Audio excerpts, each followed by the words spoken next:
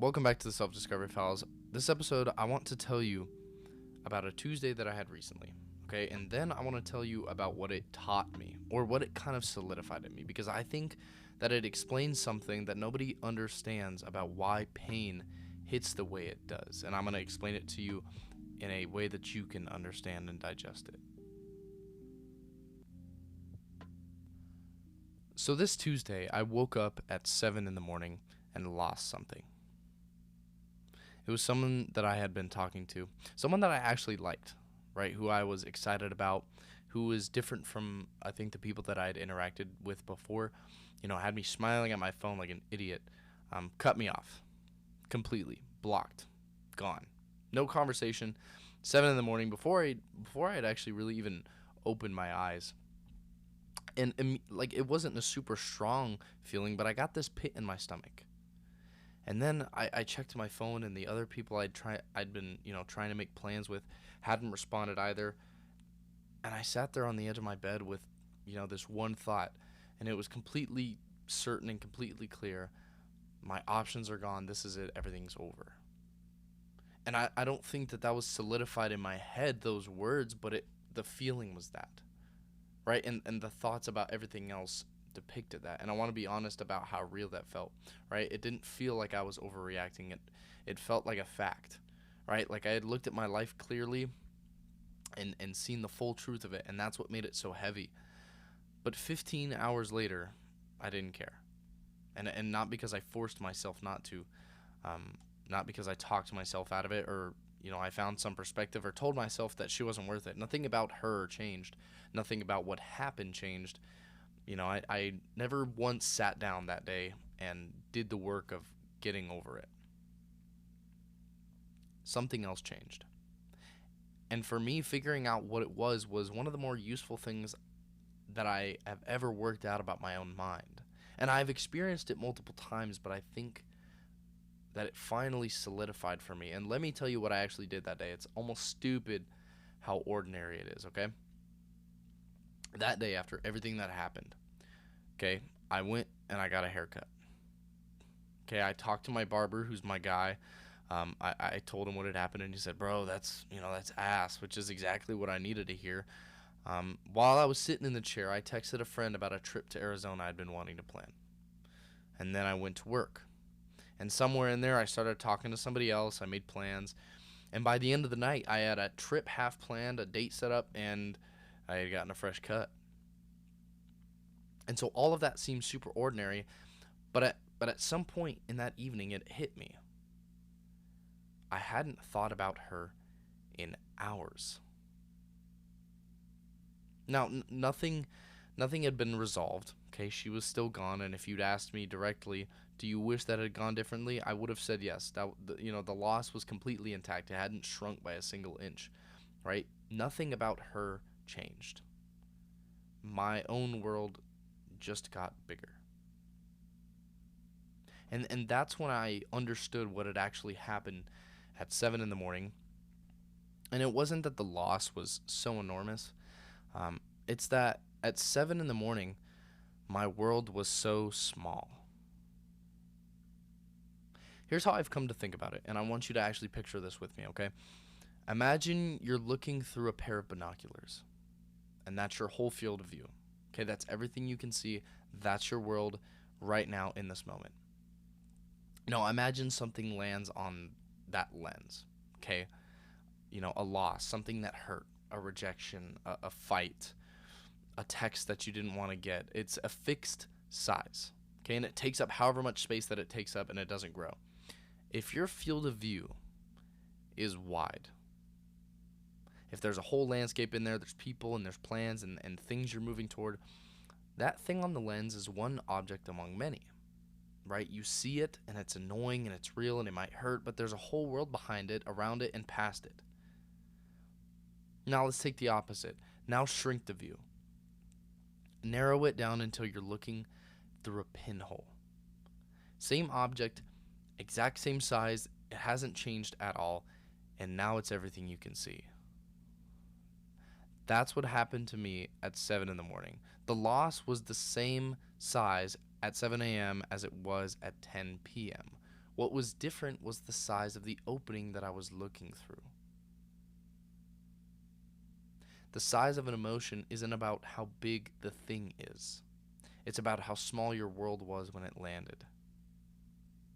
And once you understand that, you understand something that I used to feel, that it used to feel mystical to me. And now it just feels like another law of physics. Why is it always the mornings? Why is it always 3 in the morning, or the second that you wake up, or lying in bed at night with nothing to do? It's not that those hours are cursed or there's something wrong with them, or I don't know, whatever kind of excuse you want to make for that. It's that those hours are when your world is structurally at its smallest. Think about 7 in the morning. Okay, I mean, depending on your schedule, early in the morning, nothing has happened yet. You haven't moved. You haven't spoken to anybody. Nobody's texted you back because they're asleep, or they haven't gotten to their phone yet. There aren't any plans yet, no conversations, no friends, no work, no reason to be anywhere, and your field of view is as narrow as it will be all day.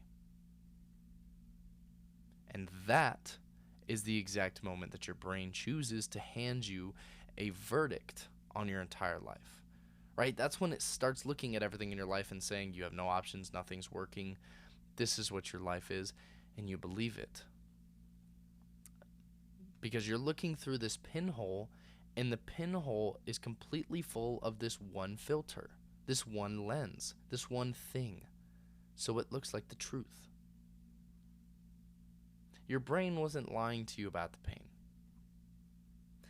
but it was lying about the proportions, because it was reporting from inside of the pinhole and calling it your whole world. And this is why the advice everybody gives you is useless.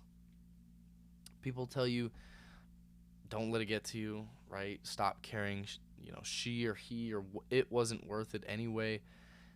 You can't do that. Okay, I've never once in my life successfully talked myself into not caring about something that I cared about. Nobody has. Because trying to force the feeling away is just you inside the pinhole arguing with the only thing in the pinhole, right? You're staring straight at it and you're telling it to be smaller. It doesn't get smaller, it gets bigger, because now you're looking at it even harder. And whatever you focus on grows. That's not how it works. And that's also why it feels impossible, because the thing everyone tells you to do actually is impossible. What I did that Tuesday wasn't willpower. I never once told myself to stop caring. I got a haircut. I planned a trip. I made plans with somebody. I went to work. I didn't shrink the pain. I just widened the frame. And when the frame gets wide enough, the pain becomes what it actually was the whole time. One object in a singular landscape. Still there, still real, but just no longer the entire picture. And once you see it, you'll see it everywhere. Not just in a Tuesday, but in the biggest moments of people's lives. Right? Let me give you an example. Somebody gets fired.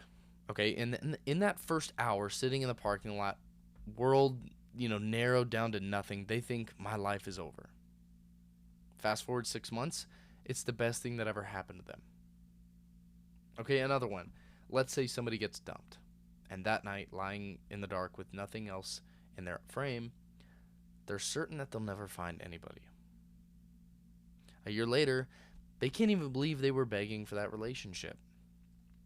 Right? Let's say somebody doesn't get the job and they think, that was my one shot, I missed it. And then later, that rejection turns out to be the thing that redirected their entire life. You see, now here's the part that I really want you to sit with, because it's not your feelings are wrong. Okay, the feeling was accurate. The pit in your stomach was real. The pain was real.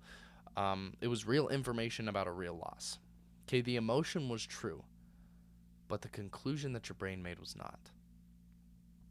Because the emotion was reporting on the loss, but the conclusion, my life is over, I have no options, whatever you start to think about that, I'll never find this again, that wasn't about the loss at all. That was about the size of the frame that you happened to be looking through when the loss landed.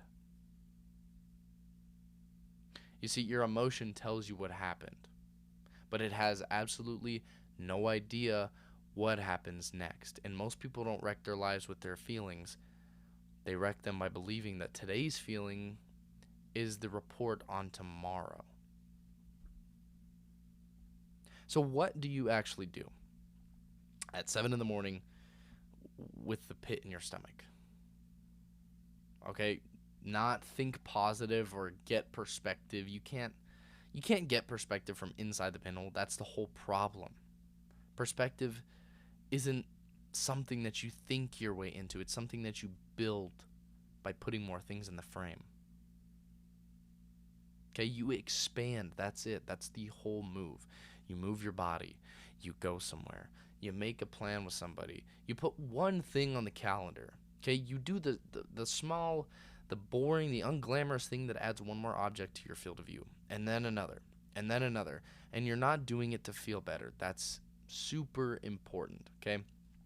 If you're getting a haircut in order to stop caring, you're still in the pinhole, still staring at the thing, still trying to force it.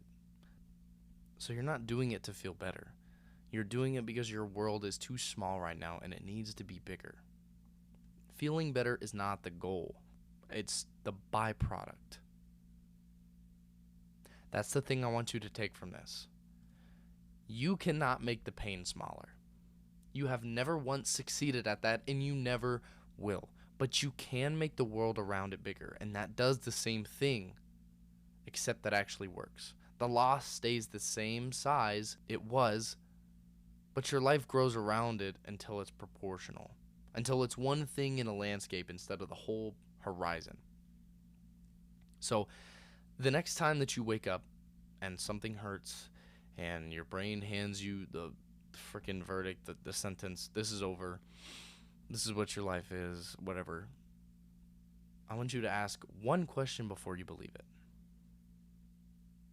How big is my world right now?